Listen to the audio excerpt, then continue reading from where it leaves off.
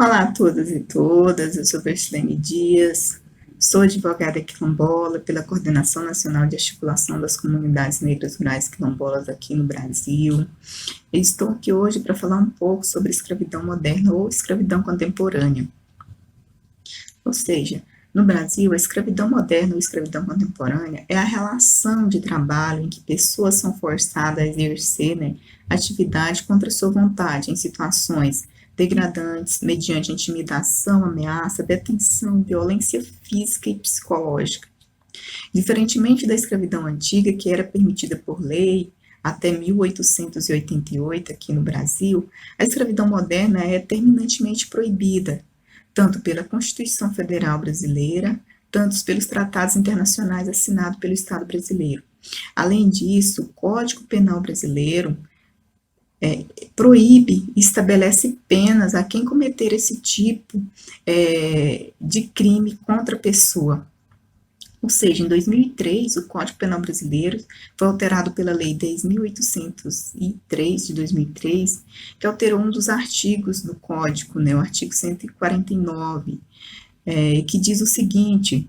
reduzir alguém a condições análogas de escravo, quer submetendo-o a trabalho forçado ou a jornada exaustiva, quer subjugando-o a condições degradantes de trabalho, quer restringindo, por qualquer motivo, sua locomoção em razão de dívidas contraídas com o empregador ou preposto, a pena de reclusão é de 2 a 8 anos, além de multas correspondentes às violências praticadas. Outro fator importante que se observa é que antes o escravidador comprava as pessoas a serem escravizadas. Hoje as pessoas em situações de escravidão são geralmente aliciadas por eles, ou seja, são pessoas seduzidas por promessas falsas, de emprego, de estudo, de melhoria de vida. No Brasil, os casos de escravidão moderna geralmente ocorrem em fazendas e em casas de famílias longe da visão pública. Outro detalhe importante é que antes a escravidão ela era determinada pela cor da pessoa, seja negro, indígena, aqui no país. Hoje, as pessoas escravizadas são pessoas que vivem em situações de extrema pobreza, extrema vulnerabilidade, mas entre estas, a população negra são as maiores vítimas da escravidão moderna, da escravidão contemporânea. Estima-se que o trabalho escravo no mundo, gere aí cerca de 150 bilhões de lucros para os escravizadores, conforme dados da Fundação Walter Free, estima-se que mais de 45,8 milhões de pessoas vivem em situações de escravidão ao redor do mundo, com maior incidência nos países asiáticos. Deste total, estima que 2,16 milhões estão na América Latina. E desses 2,16 milhões na América Latina, 161,1 mil pessoas são escravizadas no Brasil.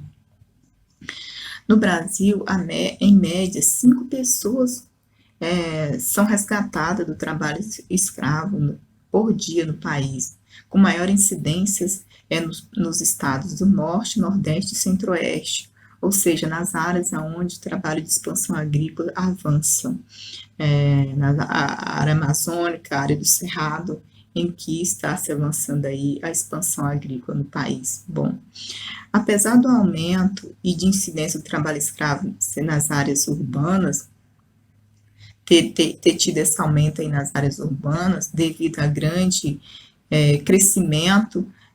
das atividades de obras no meio urbano nos últimos anos, dados do Observatório de Erradicação do Trabalho Escravo no país e tráfico de pessoas, levantado entre 2003 e 2020, confirma que 70% do trabalho escravo está ligado ao trabalho agropecuário em geral, seja as áreas de expansão agrícola,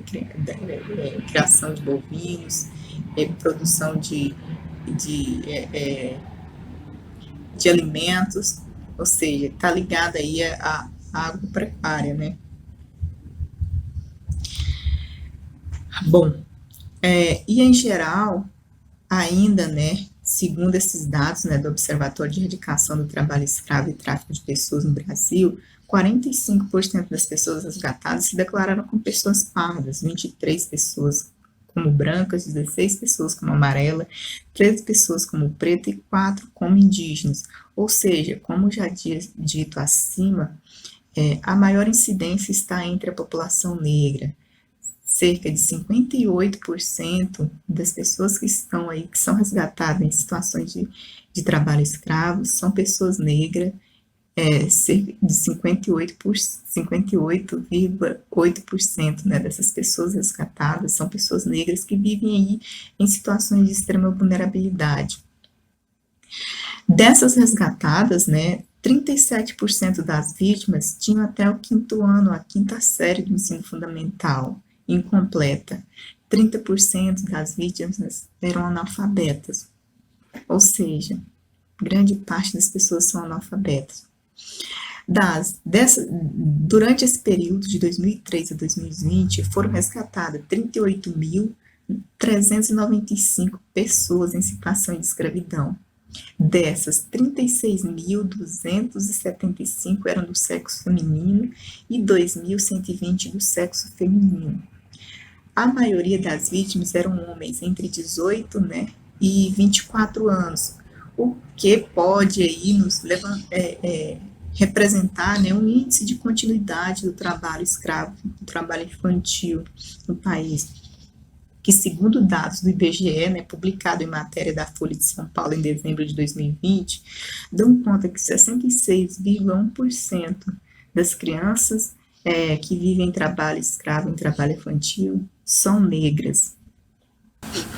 Nos quilombos, nas comunidades quilombolas no país, a maior incidência de trabalho escravo se dão aí entre crianças e adolescentes. Ou seja, fazem as maiores vítimas entre esse público específico. Isso não quer dizer que outros trabalhadores quilombolas não são vítimas, mas as crianças elas são vítimas mais frequentemente devido à ausência de política pública dentro dos territórios quilombolas, fazem com que muitas famílias, né, coloquem, né, seus filhos, suas filhas, para viver em casa de famílias nos municípios vizinhos ou nas capitais do país,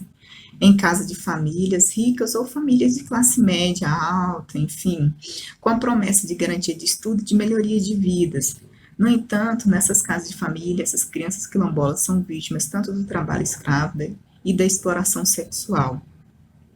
Um exemplo disso ficou muito conhecido no país, que foi o exemplo do meu quilombo, né, do quilombo Calunga, no estado de Goiás. Foi o caso, né, das crianças calungas submetidas a esse tipo de situação. Assim, o caso ficou conhecido por se tratar, e além de um dos maiores quilombos, né, do Brasil, também ficou conhecido pela a falta, né, de penalidades aos agressores, né, e também pela a incidência dos crimes, ou seja, a recorrência do crime, né, e a ausência do Estado em punir esses agressores. Bom, cabe lembrar, né, que o Brasil ele só conheceu a escravidão moderna no país em 1995, após sofrer um processo perante a Organização dos Estados Americana, a OEA, para que se aparelhasse para combater o problema da escravidão no país, né. Na época, o então presidente Fernando Henrique Cardoso, tomando providência, criou o Grupo Executivo de Repressão ao Trabalho Forçado, substituído, né, esse grupo foi substituído em 2003 pela Comissão Nacional para a Erradicação do Trabalho Escravo, pelo presidente Lula, né, que também instituiu o grupo, né, o grupo operacional, né, de fiscalização móvel, ou seja, um grupo que vão até as fazendas fiscalizar, que recebem denúncia e vão até a fazenda fiscalizar se há mesmo pessoas em situação de escravidão. Hoje, hoje aqui no país é um dos instrumentos mais importantes, né, de repressão ao sistema de escravidão moderno, né, e é referência também de combate à escravidão, ao trabalho escravo no mundo. No entanto, acho que cabe aqui lembrar também que essa equipe, né, esse grupo especial de fiscalização móvel, em 2004, foram vítimas aí, né, de uma emboscada onde 4 funcionários vieram a óbitos, né, foram assassinados, na verdade, 4 funcionários foram assassinados aqui no município próximo de Brasília, capital do país, em que esses funcionários se dirigiam a uma fazenda que tinha sido denunciada, é, é, que mantinha pessoas, né, sobre o trabalho, mantinha pessoas sobre essa situação análoga, né, de trabalho escravo. Enfim, o Brasil, com relação ao processo, né, perante a OEA, foi condenado em 2003,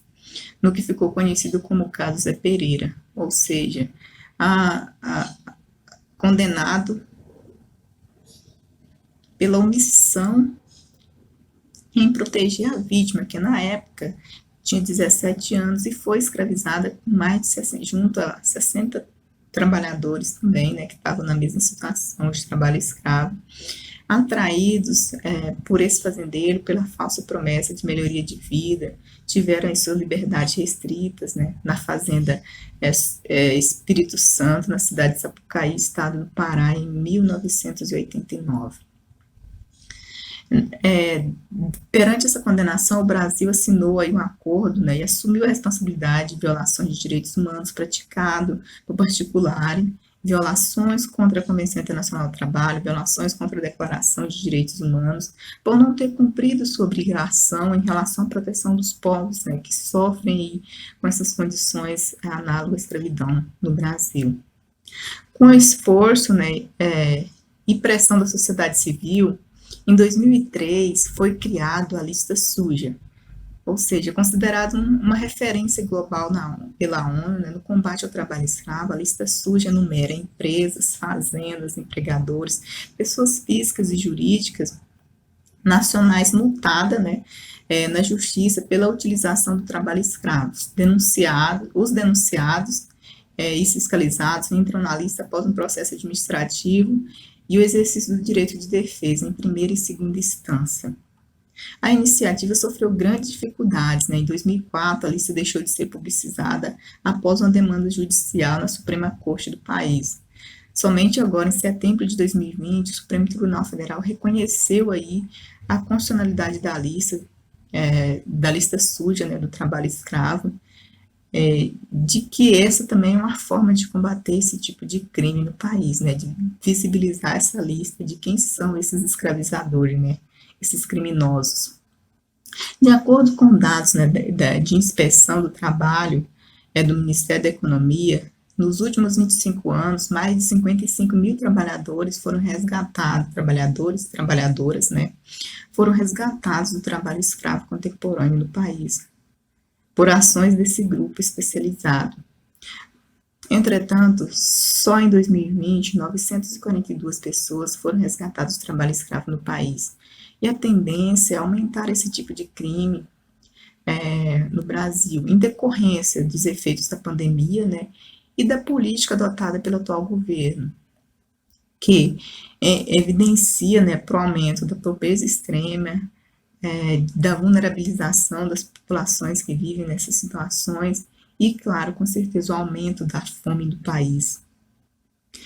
E aí a gente ainda enfrenta, né, os empecilhos impostos aí aos auditores fiscais do trabalho, com a extinção do Ministério do Trabalho pelo atual governo,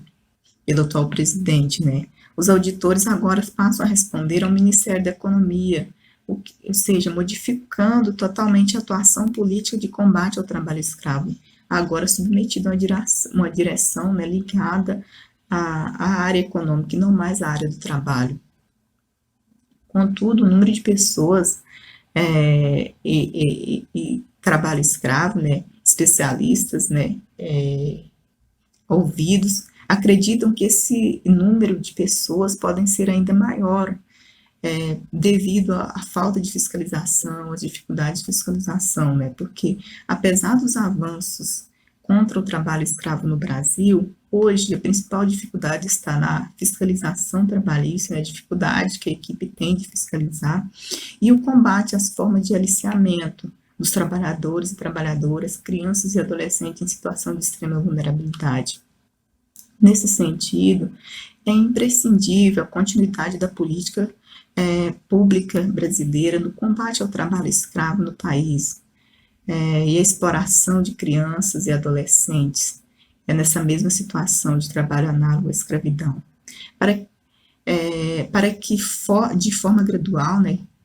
que sejam implementadas essas políticas, para de que forma gradual seja eliminado no país essa prática criminosa. Para isso, o governo precisa trabalhar, implementar política de enfrentamento a esse tipo de escravidão, para além de políticas voltadas ao combate à miséria, à pobreza extrema no país, né, mediante todas as situações que a gente sabe que a tendência é piorar.